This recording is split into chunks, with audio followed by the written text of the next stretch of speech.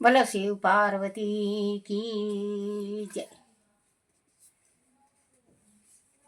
शिव पुराण में मैना द्वारा द्वार पर भगवान शिव का परीक्षण करके रूपों को देखकर संतोष का अनुभव, अन्य व्यक्तियों द्वारा वर की प्रशंसा, पार्वती का अंबिका पूजन के लिए बाहर निकलना तथा देवताओं और भक्त भगवान शिव का उनके सुंदर रूप को देखकर प्रसन्न होना। ब्रह्मा जी कहते हैं, नारद तदनंतर भगवान शिव प्रसन्न चित्त हो अपने गणों समस्त देवताओं तथा अन्य लोगों के साथ कौतूहल पूर्वक गिरिराज हिमालय के धाम में गए। हिमाचल की श्रेष्ठ पत्नी मैना भी उन स्त्रियों के साथ घर के भीतर गई और शंभु की आरती उतारने के लिए हाथों में दीपकों से सजी हुई थाली लेकर सभी ऋषि पत्नियों तथा अन्य स्त्रियों के साथ आदर पूर्वक द्वार पर आई। वहां आकर मैना ने संपूर्ण देवताओं से सेवित गिरिजापति महेश्वर शंकर को, जो द्वार पर उपस्थित थे, बड़े प्यार से देखा। उनकी अंग कांति मनोहर चंपा के समान थी। उनके एक मुख और 3 नेत्र थे। प्रसन्न मुखारविंद पर मंद मुस्कुराहट थी। मुस्कुराने की छटा छा रही थी। वह रतन और स्वर्ण आदियों से विशोभित थे। गले में मालती की माला पहने हुए थे। सुंदर रतनमय मुकुट धारण करने से उनका मुख मंडल उज्ज्वल प्रभा से उभासित हो रहा था। कंठ में हार आदि सुंदर आभरण शोभा दे रहे थे।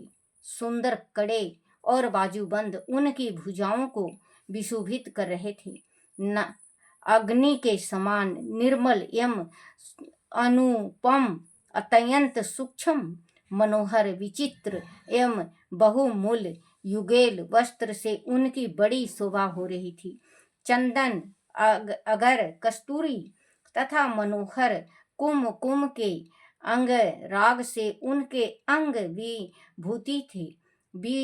विभूषित थे। उन्होंने हाथ में रतन में दर्पण ले रखा था और उनके दोनों नेत्र काजल से सुशोभित थे। उन्होंने अपनी प्रभा से सबको आच्छादित कर दिया था तथा वह अत्यंत मनोहर जान पड़ती थी। अत्यंत तरुण, परम सुंदर और आभरण भूषित अंगों से सुशोभित थे। कामनियों अत्यंत कामनीयत प्रतीत होते थे। उनमें व्यग्रता का अभाव था।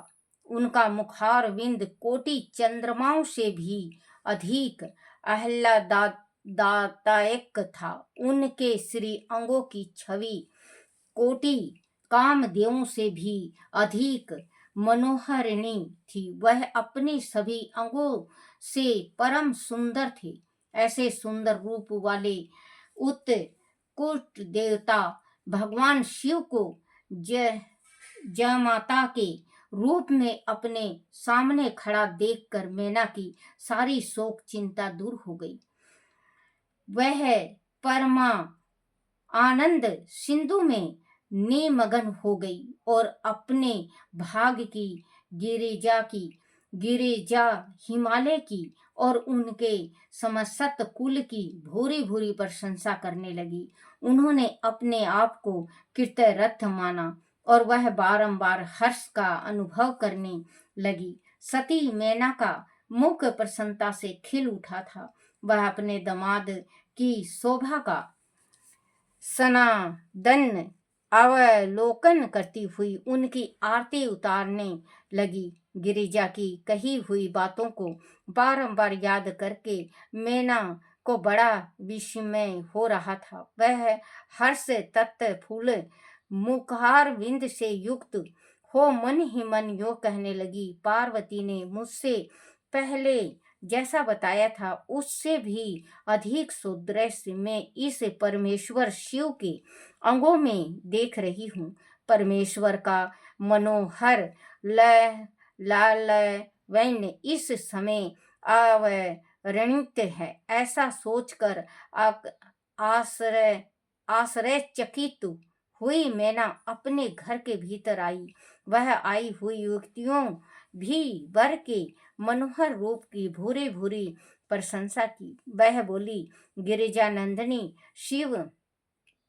शिवा धन्य है।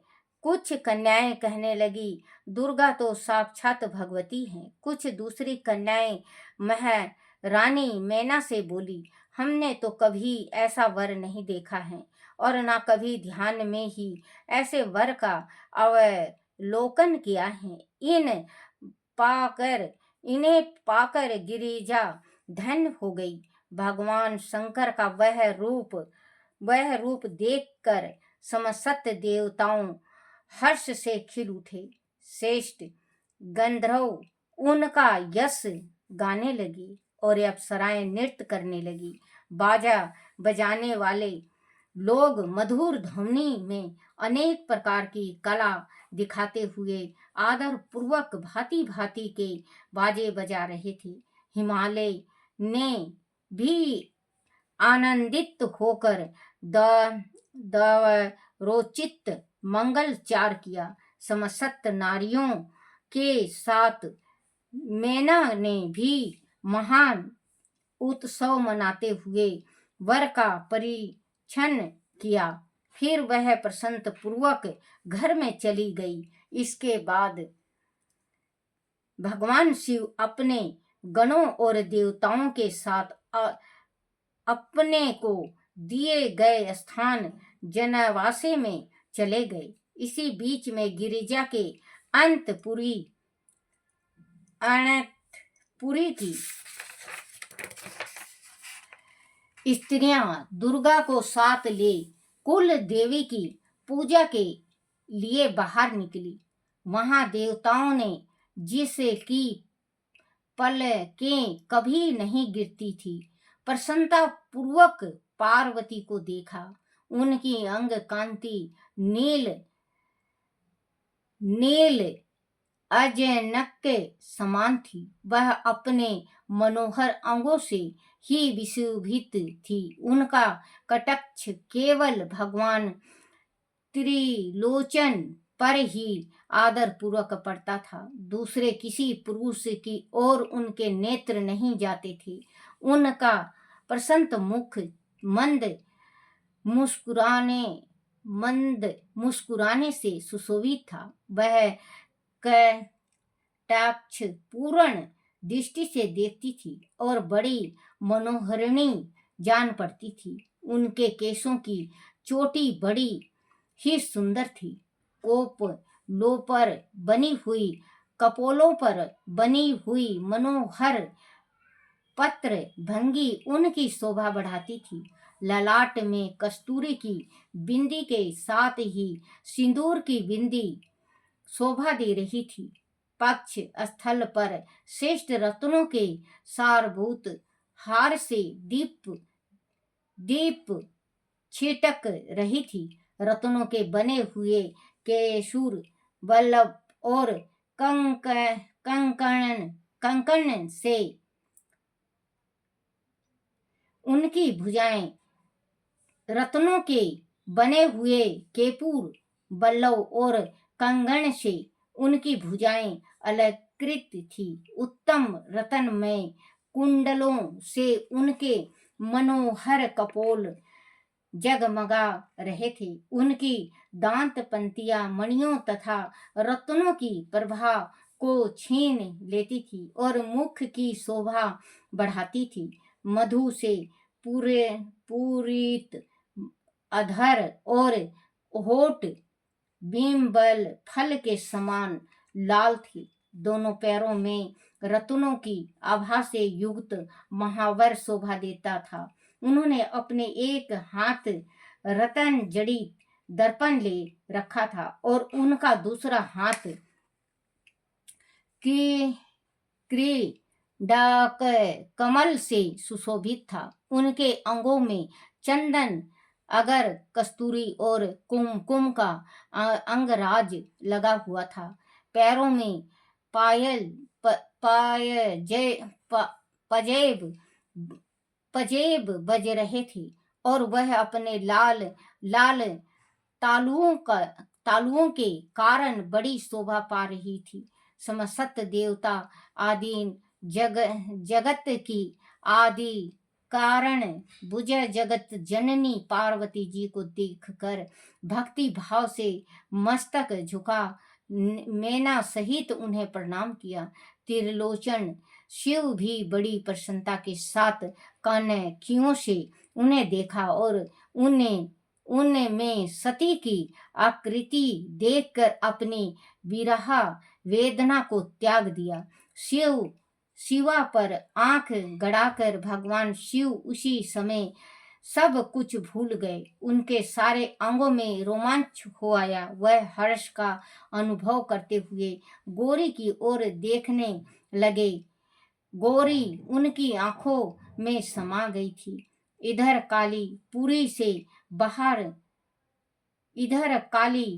से बाहर जाकर अंबिका देवी की पूजा करने के पश्चात ब्राह्मण पत्नियों के साथ पुनः अपने पति के रमणीक भवन में लौट आई।